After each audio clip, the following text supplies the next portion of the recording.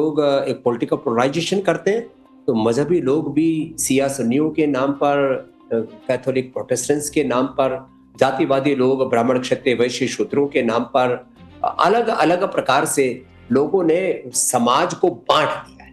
इसलिए मैं कहता हूं बटो मत, मिलकर के रहो। और इस बात के लिए एक बहुत बड़ा आधार है हम सबके पूर्वज आर्य हिंदू वैदिक सनातनी है। हम सबके पूर्वज का चरित्र कितना ऊंचा था। वो राष्ट्र को सर्वोपरि मानते थे, सच्चरित्रता पवित्रता को सर्वोपरि मानते थे, पुरुषार्थ और पराक्रम को सर्वोपरि मानते थे। उन्होंने मानवीय मूल्यों को सर्वोपरि माना। नहीं, लेकिन बाबा रामदेव, आपके जो विरोधी हैं वो ये कह रहे हैं अगर हमारे पूर्वज एक है तो वो पूर्वज तो फिर आदम हुए, तो हम सब आदम के संतान हुए, है ना?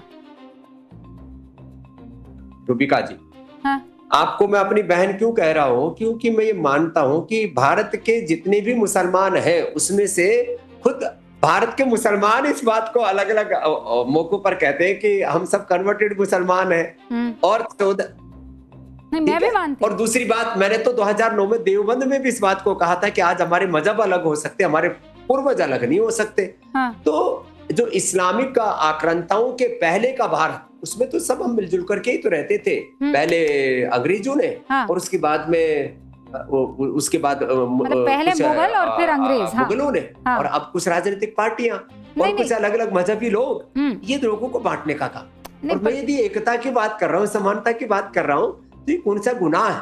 और मैं तो कहता हूँ यदि ये गुनाह है तो भी मैं तो कहूंगा इस बात को, और 99% लोग मेरी बात से सहमत हैं। नहीं, पर आप ये मानते हैं कि नहीं कि आपके पुरखे आदम थे? ये शब्द प्रयोग में आदम में कुछ लोग उसको इस्लाम से जोड़ते हैं, इससे आपत्ति है। मैं न हिंदू कह रहा हूं, ना मैं कोई और मजहबी तत्व कह रहा हूं। भारत देश का प्राचीन नाम आर्यवर्त देश। हम आर्य माने सभी के जो पूर्वज थे श्रेष्ठ थे।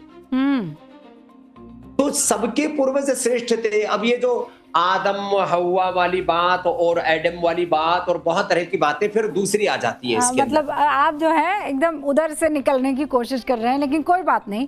लेकिन जब आप ये कहते हैं कि हिंदू राष्ट्र से किसी को कोई दिक्कत नहीं है, जब एक भगवाधारी योग गुरु एक संत ये बात कहता है, तो फिर ये मौका मिलता है ना लोगों को कहने का कि ये लोग संविधान बदल देंगे, ये तो उसी राह पर चल रहे हैं, रहे ही नहीं ये लोग संविधान के। नहीं, कहाँ संविधान बदलने की कहाँ बात आ गई? मैं तो कह रहा हूँ हिंदू राष्ट्र, आर्य हिंदू वैदिक राष्ट्र। अब इसको जरा सा शब्द का प्रयोग सुनिए आप। ये जो है हिंदुस्तान शब्द जो है तो मुगलों के समय ही प्रचलित हुआ। तो सिंधु से हिंदूर, हिंदुस्तान, और हिंदुस्तान जिंदाबाद तो हमारे मुसलमान भाई बोलते हैं, बड़े बड़े फंक्शनों में बोलते हैं। तो छोड़ो इन बातों को। मैं जिस बात की ओर आपका फिर से वापस ध्यान दिलाना चाहता हूँ कि ये कोई लोकसभा और विधानसभाओं में कोई बिल पास नहीं होने वाला। अपने जीवन में, अपने चरित्र में, अपने आचरण में हमें एक मूलभूत बदलाव लाना होगा। नहीं, पर आपके इस मूलभूत बदलाव की बात को लोग डर से जोड़ते हैं, लोग डराने की कोशिश करते हैं। सवाल ये है कि हिंदुओं को जो लोग नफरत से जोड़कर हिंदू इज इक्वल टू डर, हिंदू इज इक्वल टू डराने वाले, उन लोगों को आप क्या कहना चाहेंगे जो डरा रहे हैं इसी शब्द से, हिंदुत्व? डर किसी को भी, न किसी जाति से, न किसी वर्ग से, न किसी समुदाय से, न हिंदू को मुसलमान से, न मुसलमान को हिंदू से, न ईसाई से, न सिख से, न जैन से, न बौद्ध से दूसरा मानने पर डर होता है। जब मैं कहता हूं कि मेरी बहन रूबिका और मैं एक है, मेरे सारे देशवासी एक है, सभी जाति वर्ग समुदाय के लोग एक है। वक्त के साथ सरनेम बदल गई, वक्त के साथ थोड़ी उपासना पद्धतियां बदल गई, थोड़ा बहुत फेरबदल हो गया, और ये तो हमारी विशेषता है। विविधता में एकता का और एकता में अनेकता का हमने दर्शन किया है। यही तो सनातन संस्कृति हमें सिखाती है, और यही सिखाने की आप कोशिश कर रहे हैं बाबा रामदेव। लेकिन आपके विरोधी इसे डर से जोड़ रहे हैं। बहुत बहुत शुक्रिया हमारे साथ जुड़ने के लिए और आज की ये गेस्ट क्लास लेने के लिए बाबा रामदेव साहब, खासकर न्यूज की पाठशाला में। तो देखा आपने, बाबा रामदेव कह रहे हैं कि सबके पुरखे एक थे। अटल बिहारी वाजपेयी से लेकर केंद्र की मौजूदा सरकार तक हिंदू तन मन, हिंदू जीवन की बात करते हैं। सुप्रीम कोर्ट कहता है हिंदू धर्म जीवन जीने का एक तरीका है। सारी बातों को मिलाकर देखें तो हिंदू राष्ट्र को सांस्कृतिक राष्ट्रवाद की विचारधारा से जोड़कर दिखाने का बार बार जतन भी होता है और प्रयास भी होता है, जिसमें विरासत, इतिहास, भाषा, मूल्य साझा होते हैं। आपको एक दिलचस्प उदाहरण दिखाते हैं। खुद को सेक्युलरिज्म का चैंपियन मानने वाले जब सरकार चला रहे थे और हिंदू राष्ट्र की अवधारणा पर चलने वाली सरकार, ये जो हम कह रहे हैं सांस्कृतिक जो संस्कृति है वो आगे बढ़ाने वाली सरकार, दोनों में क्या क्या फर्क है? The seculars and the so called Hindu. 19 मई 1986 बड़ी खास तारीख है हमारे देश में। राजीव गांधी की सरकार ने 19 मई 1986 को सुप्रीम कोर्ट का फैसला पलट दिया, जिसके तहत तलाकशुदा मुस्लिम महिलाओं को अपने पति से गुजारा भत्ता पाने का अधिकार दिया था।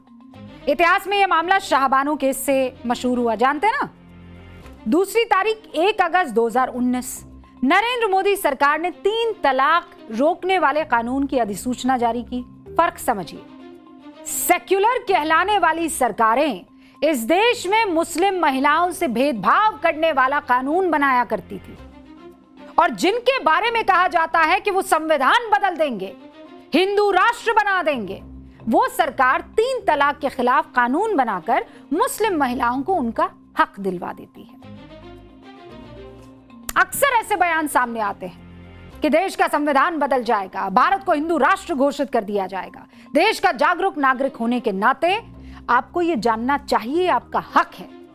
संवैधानिक रूप से यह संभव ही नहीं। कोई संसद में प्रचंड बहुमत लाकर भी ऐसा नहीं कर सकता है। आप कहेंगे ऐसा क्यों? इस बात को सवाल जवाब के जरिए समझाती हूं। पहला सवाल, भारत को हिंदू राष्ट्र क्यों नहीं बनाया जा सकता? यह सवाल आपके जहन में आ सकता है ना? जवाब सुन लीजिए। ऐसा इसलिए क्योंकि यह संविधान के बुनियादी ढांचे यानी बेसिक स्ट्रक्चर से जुड़ा मसला है। साल 1973 के ऐतिहासिक केशवानंद भारती बनाम केरल राज्य मामले में सुप्रीम कोर्ट ने क्लियर कर दिया था कि संसद के पास संविधान में संशोधन करने की शक्ति तो है, लेकिन संविधान के बुनियादी ढांचे को वो बदल नहीं सकती। और बुनियादी ढांचे में क्या क्या है? धर्मनिरपेक्षता भारतीय संविधान के बुनियादी ढांचे का अनिवार्य हिस्सा है। अब दूसरा सवाल, धर्म का पालन या धर्म के पालन को लेकर संविधान क्या कहता है? जवाब, अनुच्छेद 25।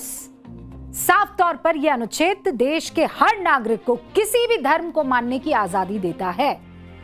तीसरा सवाल, वैसे तो सारे धर्म समान हैं, क्या संविधान में यह बात कही गई है या फिर किसी एक धर्म को ऊपर रखा गया है? संविधान के अनुच्छेद 14 ने जो समानता का अधिकार दिया है, उसमें यह दर्ज है कि राज्य के किसी भी नागरिक के साथ धर्म के आधार पर भेदभाव नहीं किया जा सकता। आर्टिकल कौन सा है वो?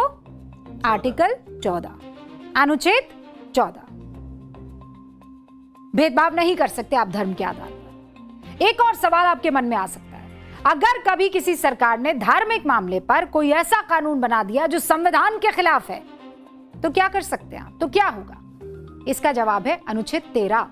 इसमें साफ जिक्र है, अगर संसद ऐसा कोई कानून बनाए जो नागरिकों के मौलिक अधिकारों को छीनता है या कम करता है, तो न्यायपालिका उस कानून को क्या कर देगी?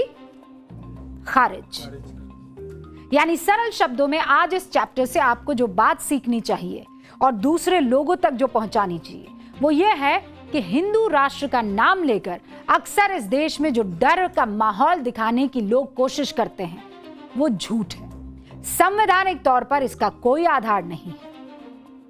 और जिस हिंदू राष्ट्र की बात तमाम तरीकों से कही जाती है कि हम तो हैं ही, वो सांस्कृतिक हिंदुइज्म का जिक्र है, जिसमें संस्कृति और परंपरा को उस लिहाज से देखा जाता है, धर्म के लिहाज से नहीं।